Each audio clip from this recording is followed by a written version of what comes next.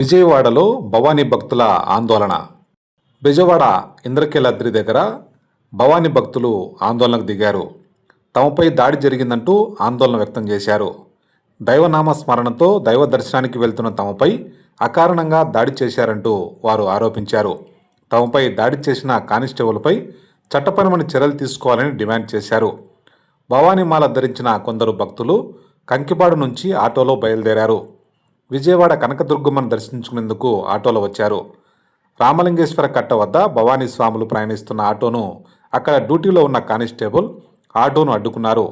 తమను ఎందుకు అడ్డుకున్నారని భవానీ స్వాములు కానిస్టేబుల్ను ప్రశ్నించారు. దీంతో ఇరువురి మధ్య వాగ్వివాదం చోటు చేసుకుంది. మాట పెరగడంతో ఘర్షణ వాతావరణం ఏర్పడింది. ఈ నేపథ్యంలో పలువురు భవానీ స్వాములు సర్కిల్లో నిరసనకు దిగారు. కానిస్టేబుల్ను భవానీ మాలదారులపై దాడి చేశారని ఆరోపించారు. మాలధారణ చేసిన వారిపైనే కాకుండా చిన్నారులపై కూడా కానిస్టేబుల్ దాడి చేశారని రోడ్డుపై బైఠాయించి నిరసన వ్యక్తం చేశారు. భవానీ భక్తుల నిరసన పెద్దది కావడంతో పలువురు స్థానికులు వారికి మద్దతుగా వచ్చారు. అయితే తమపై దాడికి యత్నించిన కానిస్టేబుల్పై చట్టపరమైన చర్యలు తీసుకోవాలని భవానీ భక్తులు డిమాండ్ చేస్తున్నారు.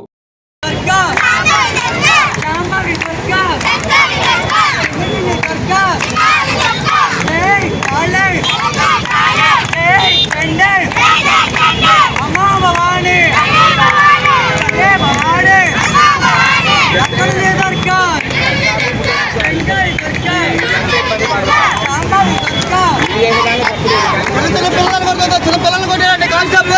అడే మా పిల్లలకు అన్నం పెడతాడా? ఒక మాట అన్నం పెడతాడు ఏమన్నా? ఆ పిల్లలు కొట్టాల్సి పోనండి.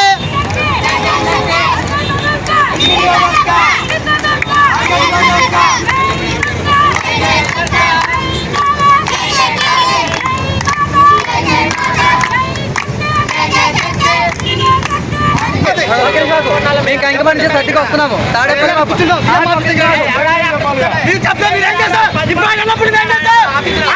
ఇష్టాధారంగా చెట్టు మీద చేసి ఇద్దరు కానిస్టేబుల్ అండి.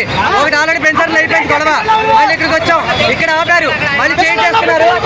పిల్లలు కొట్టి ఫోన్ లాక్కున్నారు. పిల్లలకి ఫోన్ వాళ్ళకి వాళ్ళకి ఇద్దరు కానిస్టేబుల్ ఎక్కడ పడితే మమ్మల్ని ఆపేస్తున్నారు. రోడ్డు అడ్డంగా ఆ ఆటోని ఆపేశారు. పిల్లలు కొట్టాడు. పిల్లలు కొట్టాడు. ఫోన్ లాక్కేసారు. ఆ కానిస్టేబుల్ పంపించారు వాళ్ళ అక్కడికి. అతను మెయిన్ కొంచెం చేత ఊరుకుంటారా? చెస్ట్ మీద చేయాల్సి ఇవన్నీ ఏంటి? ఇగో ఇక్కడ రక్కాడు. ఇక ఏ చూడండి ఎట్లాగో. ఆయనేమో ఇక్కడ ఈయనేమో ఇట్లా కోసేస్తాడు. ఏంటి అంటే మీ పోలీసులకి ఇష్టోచారం చేత ఊరుకుంటారా? ఏ పోలీసులు అంటే 30 మంది వచ్చారు. ఒకరికి చేశారా?